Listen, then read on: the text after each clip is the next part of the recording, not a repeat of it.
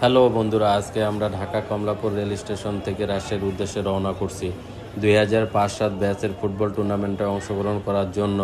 রাজশাহী বন্ধুদের আমন্ত্রণে ঢাকা থেকে প্রায় 40-50 জন বন্ধুরা মিলে ট্রেন যাত্রার মাধ্যমে আমরা ঢাকা কমলাপুর রেল স্টেশন থেকে রাজশাহীর উদ্দেশ্যে রওনা করব। সারা রাত জার্নি শেষে আমরা কিন্তু নির্দিষ্ট সময়ে পৌঁছে যাই রাজশাহী রেল স্টেশনে। ট্রেন থেকে নেমে সবাই নিজ নিজ ব্যাগ কাঁধে নিয়ে প্ল্যাটফর্মের দিকে হেঁটে যাচ্ছি। আমরা বর্তমানে রাজশাহী রেল স্টেশনে দাঁড়িয়ে আছি আমাদের রাজশাহী বন্ধুদের জন্য। তারা কিছুক্ষণের মধ্যে আমাদের জন্য গাড়ি নিয়ে আসবে। গাড়ি নিয়ে আমরা চলে যাব আমাদের নির্দিষ্ট গন্তব্যে। এর মধ্যে আমরা সবাই নিজেদের মধ্যে গল্প করতেছি যে তাহের বন্ধু দাঁড়িয়ে আছে এবং সকল বন্ধু সবার সাথে কুশল বিনিময় করতেছে, হাসি ঠাট্টা করতেছে, মজা করতেছে। এই যে আপনারা দেখতে পাচ্ছেন রাজশাহী রেল স্টেশন দেখতে খুবই সুন্দর, পরিষ্কার পরিচ্ছন্ন এবং ঝকঝকা শহর রাজশাহী। কিছুক্ষণের মধ্যে আমাদের গাড়ি চলে আসবে, ইনশাল্লাহ আমরা চলে যাব। আমরা পৌঁছে গেছি কিন্তু আমাদের নির্দিষ্ট গন্তব্যে। এর মধ্যে আমার সুজন বন্ধুর সাথে দেখা হয়েছে। সুজন বন্ধু উত্তরার হয়ে ফুটবল খেলে থাকে, খুবই ভালো ফুটবল খেলে থাকে। আমাদের রাজশাহীর বন্ধুরা আমাদের থাকার ব্যবস্থা করেছে কলকারখানা ও প্রতিষ্ঠান পরিদর্শনের হোস্টেলটা দেখতে খুবই সুন্দর এবং খুবই নিরিবিলি এবং ফাঁকা পরিবেশ। আমার বন্ধু তাহের, আমরা দুইজনে হেঁটে যাচ্ছি এবং আমাদের সামনে আমাদের সকল বন্ধুরা আছে। এই যে সামনে আপনারা যে বিল্ডিংটা দেখতে পাচ্ছেন, এটাই আমাদের থাকার হোস্টেল। এখানে আমরা থাকবো এবং মজা করব এবং হোস্টেলের সামনে কিন্তু সুন্দর একটা মাঠ আছে এবং পরিবেশটা খুবই সুন্দর। ক্যাম্পাসটা এত সুন্দর যে আপনাদেরকে বলে বুঝাইতে পারবো না। সবাই খুব এনজয় করতেছে, আনন্দ করতেছে এবং মজা করতেছে, খুব ভালো লাগতেছিল আর কি। আমরা কিন্তু দ্রুত ফ্রেশ হয়ে তাড়াতাড়ি চলে আসলাম আমাদের ক্যান্টিনে, কেননা ক্যান্টিনের নির্দিষ্ট সময়ের মধ্যে আমাদের নাস্তাটা সেরে নিতে হবে। এখানে আপনারা দেখতে পাচ্ছেন বেগুনের ভর্তা, পেঁয়াজের সালাদ এবং ধনিয়া পাতার চাটনি দেওয়া আছে আমাদের জন্য। আমরা যেহেতু ঢাকা থেকে অনেকজন এসেছি, তাই যাতে বিশৃঙ্খলা না হয় তাই আমরা সকলে লাইন বাই লাইন দাঁড়িয়ে গেলাম। এবং দেখেন যে খিচুড়ির সাথে মজাদার আলু ভর্তা, ডিম ভাজা, চাটনি এবং আমের আচার তারা আমাদের জন্য পরিবেশন করতেছে। আমরা সেটা নেওয়ার চেষ্টা করতেছি। আর রাজশাহীতে এসেছি, আম খাবো না তা কী করে হয়। রাজশাহীর বন্ধুরা আমাদের জন্য পর্যাপ্ত পরিমাণ আমের ব্যবস্থা করে রেখেছে। এখানে সকালে তারা আমাদের জন্য আম কেটে রেখেছে, আমরা ইচ্ছা মতন আম খেলাম। অপরদিকে দেখা যাচ্ছে যে রাজশাহীর আরেকটি বিখ্যাত খাবার, সেটা হচ্ছে কালাই রুটি ও বেগুন ভর্তা। যারা ইতিপূর্বে রাজশাহীর কালাই রুটি ও বেগুন ভর্তা খেয়েছেন তারা আসলে বুঝতে পারবেন যে রাজশাহীর কালাই রুটি ও বেগুন ভর্তার একটা কিন্তু সুনাম রয়েছে। তো মামা দেখেন যে সুন্দর পরিবেশে এবং সুন্দরভাবে কালাই রুটি তৈরি করে আমাদের জন্য পরিবেশন করার চেষ্টা করতেছে এবং আমরা পর্যাপ্ত পরিমাণে বেগুন ভর্তা দিয়ে কালাই রুটি খেয়েছি। খুব সুস্বাদু এবং খুব ভালো লেগেছে আমাদের, এবং আমি সেটাই কিন্তু আপনাদেরকে দেখানোর চেষ্টা করতেছি। সকালে নাস্তা সেরে আমাদের জন্য যেহেতু গাড়ি অপেক্ষা করতেছিল, সেই গাড়িতে করে আমরা কিন্তু এখন যাচ্ছি রাজশাহীর আম বাগানের উদ্দেশ্যে।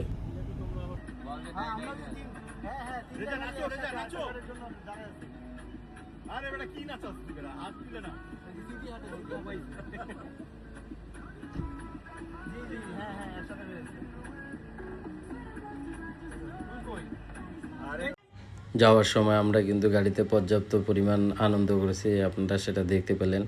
এবং গাড়ি থেকে নেমে আমরা যখন হেঁটে যাচ্ছিলাম বাগানের দিকে, তখন আমরা কিন্তু খেলা দেখতেছিলাম। খেলাটা খুবই ভালো লাগতেছিল।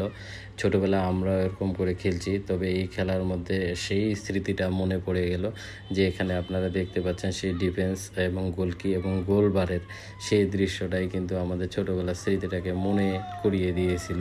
তো সবাই কিছুক্ষণ খেলা দেখার পরে আমার স্বামীর বন্ধু তাহের বন্ধুকে বললো যে মামা চলো, অনেকক্ষণ খেলা দেখছি, আরও একটু সামনে যেহেতু আমাদেরকে হেঁটে যেতে হবে বা আম বাগানে, কারণ এখানেও প্রচুর বাগান আছে কিন্তু আমাদের সেই নির্দিষ্ট বাগানে যেতে হবে। আমরা কিন্তু অলরেডি সেই বাগানে পৌঁছে গেছি এবং এই বাগানে পৌঁছে কিন্তু সবাই কিন্তু যে যার মতো কিন্তু আম খাচ্ছে, কেননা রাজশাহীর বন্ধুরা আমাদেরকে এখানে আম খাওয়ার ব্যবস্থা করে রেখেছে এবং এখানে কিন্তু আনলিমিটেড, যে যতগুলো আম খেতে পারে সে কিন্তু ততগুলাই আম খাবে, কোনো বাধা বিঘ্নতা নেই।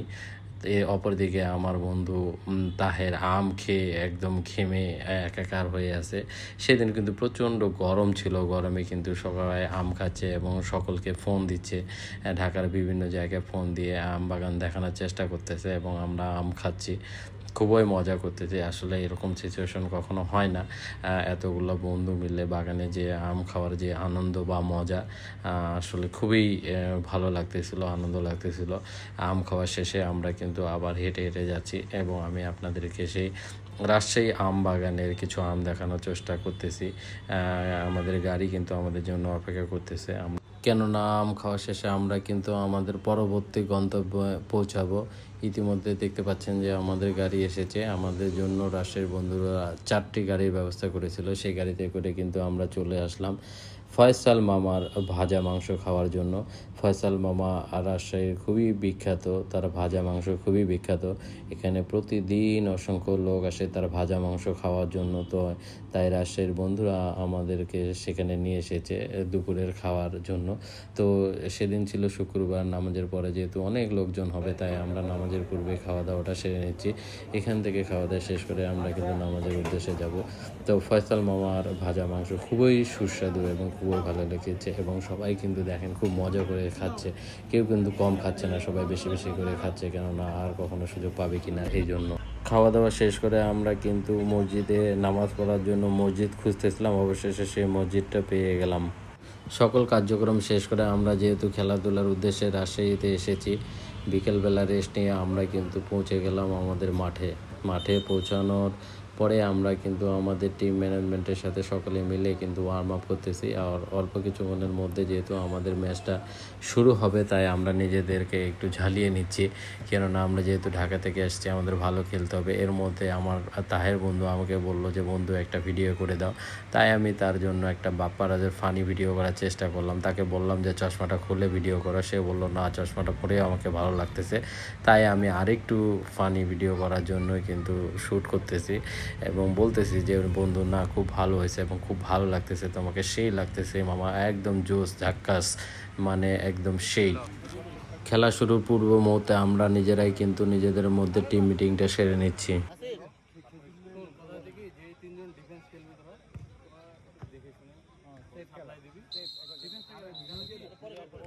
এই টুর্নামেন্টে আমরা অত্যন্ত ভালো খেলে রানার আপ হওয়ার গৌরব অর্জন করি এবং রাজশাহী চ্যাম্পিয়ন হয়। এই টুর্নামেন্টের মধ্যমণি ছিল খালেদ মাসুদ পাইলট ভাই, প্রধান অতিথি হিসেবে উপস্থিত ছিল এবং তিনি আমাদেরকে একে একে রানার আপ মেডেল পরিয়ে দিচ্ছিল। আমার তাহের বন্ধু যেহেতু আমাদের টিম কোচ ছিল, সেও কিন্তু লাইনে দাঁড়িয়ে গেল এবং সাবেক ক্রিকেটার খালেদ মাসুদ পাইলটের ভাইয়ের কাছ থেকে মেডেল গ্রহণ করলো। তারপর আমরা আমাদের মতো করে কিন্তু রানার আপ ট্রফি নিয়ে এনজয় করতেছি। এনজয় শেষে আমরা কিন্তু রুমে ফিরে যাই আজকের মনে, এবং আমরা কিন্তু পরের দিন সকালবেলা নাস্তা সেরে নিজ নিজ দায়িত্বে 4-5 জন গ্রুপে ভাগ হয়ে আমরা কিন্তু অটো নিয়ে বেরিয়ে পড়লাম রাস্তায় সৌন্দর্য উপভোগ করার জন্য। আমার স্বামীর বন্ধু পিছন দিক থেকে ডাকতেছে যে দেখো মামা, খুবই সুন্দর রাস্তাটা, আসলে আমরা ঢাকায় এত সুন্দর রাস্তা দেখতে পাই না, বিশেষ করে রাত্রেবেলা এই রাস্তার সৌন্দর্য কিন্তু দ্বিগুণ থেকে দ্বিগুণতর হয়। খুবই পরিষ্কার পরিচ্ছন্ন রাজশাহী এবং রাস্তাঘাটগুলো খুবই ক্লিন এবং নিজের চোখে না দেখলে কিন্তু বিশ্বাস করা যায় না এত সুন্দর আর তাদের রাস্তাঘাট। এবং আমরা খুবই এনজয় করতেছিলাম এবং আমরা এই রাস্তা ধরেই কিন্তু আমরা পদ্মার পাড়ে যাওয়ার জন্য আমরা বেরিয়ে পড়েছি। আসলে রাজশাহীতে এসেছি, পদ্মার পাড়ের সৌন্দর্য উপভোগ করবো না তা কিন্তু হয় না, তাই আমরা কিন্তু সবাই মিলে অটোতে করে কিন্তু পদ্মার পাড়ে যাচ্ছিলাম এবং অবশেষে কিন্তু সেই পদ্মার পাড়ে কিন্তু আমরা পৌঁছে গেলাম। সেখানে পৌঁছে কিন্তু আমরা কিন্তু পদ্মার পাড়ের সৌন্দর্য উপভোগ করার চেষ্টা করতেছি। সেদিন কিন্তু প্রচণ্ড গরম ছিল এবং আপনারা দেখতে পাচ্ছেন এই নৌকাতে করে সবাই কিন্তু ওই যে মাঝখানে যে চরটা আছে সেখানে যাওয়ার চেষ্টা করতেছে এবং সেখানে গিয়ে কিন্তু অনেকে সময় কাটায়। আমাদের হাতে যেহেতু সময় ছিল না, তাই আমরা এখানে একটু গল্প টল্প করলাম এবং আমি যেহেতু ফুটবল পাগল, সেই হিসেবে দেখা যাচ্ছে যে পদ্মার পাড়েই কিন্তু রাজশাহী কিশোর ফুটবল একাডেমি। আমি আমার বন্ধুদেরকে বললাম যে আমি যেহেতু ফুটবল পাগল, তাই একটু দেখি রাজশাহী কিশোর ফুটবল একাডেমির মাঠটা খুবই সুন্দর এবং আমরা আসলাম এবং সবাই মিলে দেখলাম, খুবই ভালো লাগলো। এবং এত সুন্দর মাঠ, আমার কিন্তু ইচ্ছা আছে যে এরকম একটা মাঠ তৈরি করার জানি না এটা বাস্তবে সম্ভব হবে কিনা। এরপর কিন্তু দেখলাম যে রাজশাহী কিশোর ফুটবল একাডেমির যে যত ট্রফি অর্জন তাদের কিন্তু এখানে সারি সারিভাবে সাজানো আছে। এই যে আপনারা দেখতে পাচ্ছেন যে তাদের যত অর্জন এখানে কিন্তু সুন্দর করে সাজিয়ে রেখেছে। আমি কিন্তু একটু দেখানোর চেষ্টা করলাম আপনাদেরকে। আমি নিজেও দেখলাম এবং খুবই ভালো লাগলো যে না, তাদের এই অর্জন। আজকে যেহেতু তাদের একটা টুর্নামেন্টের খেলা আছে, এই টুর্নামেন্টের ট্রফিগুলো কিন্তু এখানে সাজা আছে। বিকালবেলায় কিন্তু তাদের একটা ফাইনাল ম্যাচ হবে, খুবই জাঁকজমকপূর্ণ। তারপর কিন্তু এখান থেকে আমরা চলে গেলাম রাজশাহী ইউনিভার্সিটিতে। এই সেই বিখ্যাত প্যারিস রোড। আমি কিন্তু এই প্যারিস রোডে একটা ভিডিও করে নিলাম। আমার বন্ধু তাইকে বললাম যে বন্ধু আমার জন্য একটা ভিডিও করে দাও। সে কিন্তু খুব সুন্দর করে প্যারিস রোডের একটা ভিডিও করে দিল। এরপর যেহেতু প্রচণ্ড গরম ছিল, সবাই তখন বলল যে একটু কুলফি মালাই খাই, তো ভালোই লাগবে মনে হয়। তো সেই মামার বিখ্যাত কুলফি মালাই খাওয়ার জন্য আমরা কিন্তু লাইন বাই লাইন দাঁড়িয়ে গেলাম এবং মামা কিন্তু রেডি করতেছে। আপনারা দেখতে পাচ্ছেন সেই মামার কুষ্টিয়ার বিখ্যাত কুলফি মালাই। সেই কুলফি মালাই খাওয়ার জন্য আমিও ওদের আগ্রহে আছি। আমাকে অবশেষে কিন্তু সেই কুলফি মালাই দিল, দিয়ে আমি খুবই আনন্দিত। কুলফি মালাই খাওয়া শেষে আমরা সরাসরি চলে যাই হোস্টেলে ব্যাগ ট্যাগ গুছিয়ে। এরপর আমাদের ঢাকায় ফেরার সামনে 10 মিনিট পরে হচ্ছে একটা স্টেশন আছে, আমরা সামনে নামে যাব। এই বিকালে যে সন্ধ্যার আগে আগে যে মুহূর্তটা খুবই আরামদায়ক এবং খুবই মজা লাগতেছে। ট্রেনের সাথে জার্নি করাটা আসলে খুব মজার এবং আনন্দের। যদিও এটা ঠিক না, তারপরেও উঠছি আজকে অনেকদিন পরে। এর আগে উঠছিলাম প্রায় 8-10 বছর আগে। যাই হোক,